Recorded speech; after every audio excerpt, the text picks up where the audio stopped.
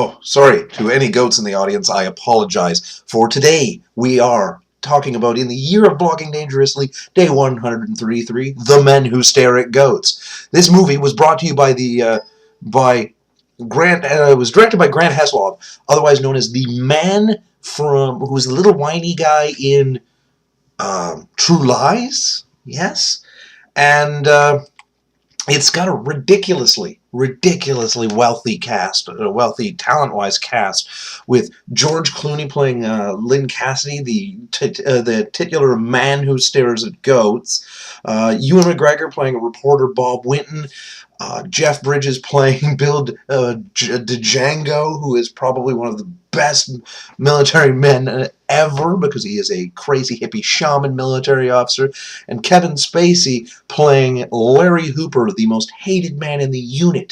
Notable appearances by Stephen Lang, the angry guy in the giant suit from Avatar, and Robert Patrick of Terminator fame. This movie was absolutely and completely and ridiculously, awesomely fun. It's a quirky one. I actually saw this movie in theaters with a very good friend, and it was a while back. It was, what, it was 2009. Yeah, 2009, back, I saw it on a road trip, of all things, across America. But, and the movie has a road trip in it, across Iraq, mind you. I've never quite road tripped to that extent. It's a movie about the most oddball, yet actually true to life, military unit you will ever hear about. It's the New Earth Army, an army of psychic super soldiers. This project actually existed, which makes it even more ridiculously awesome.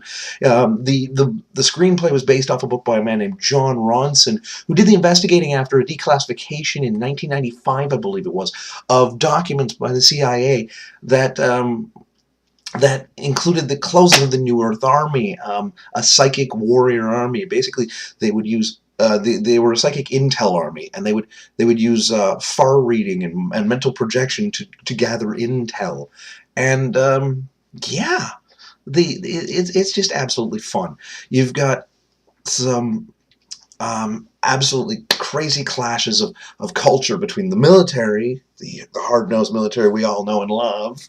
You know, the movie military especially is hard-nosed, and the New Earth, New Age hippie culture of the 70s.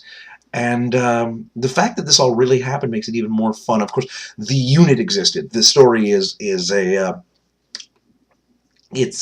a fiction to go with it, but the setting is in the Iraqi war, which it makes it a great war movie and a commentary on war and warriors in general as well. And it starts the start of the whole thing comes from a an encounter that Bill Django has in the Vietnam War, where his unit comes under sniper fire, and it's just one lone person running across the field, and he orders them to fire, and every one of them fires high. And there's actual studies out there. There's a book called On Killing that studies this phenomenon that during all the way up until the Vietnam War, professional soldiers, would only 10 to 15% would actually fire with intent to kill.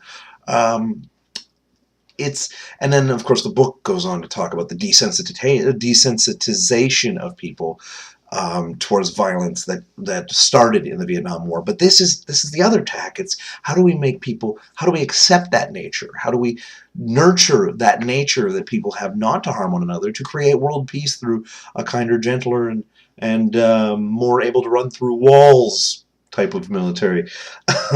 It's got its absolute comedic moments. The movie is a comedy in general, but it's a comedy in that it's one of those the truth is stranger than fiction type of ways, and I definitely recommend it to anybody that's got a love of quirky movies. The performances all around are fantastic, but props to George Clooney for being an absolute hippie, one half of the movie, and then the other being a dude who's fueled by classic rock and booze to get his psychic powers going. And try as I might, I can't get cloud bursting quite to work right. C'est la vie. And I think we're going to leave it at that. Yeah, we're going to leave it at that. I have, as usual, been the Serial Killer. Questions, comments, concerns, death threats, you know where to put them in the comments section below. I'm going to go eat my La Belle Patate, my horrible, horrible, bad for the heart food, watch a little Doctor Who, and then pass out because I've been up for 16 or so hours. Made a valiant effort to show up to an event that ended up being a bit of a bust for me, but I had fun doing that after a 12-hour shift. It's a glorious day in general. So all you have a good day. I will see you tomorrow.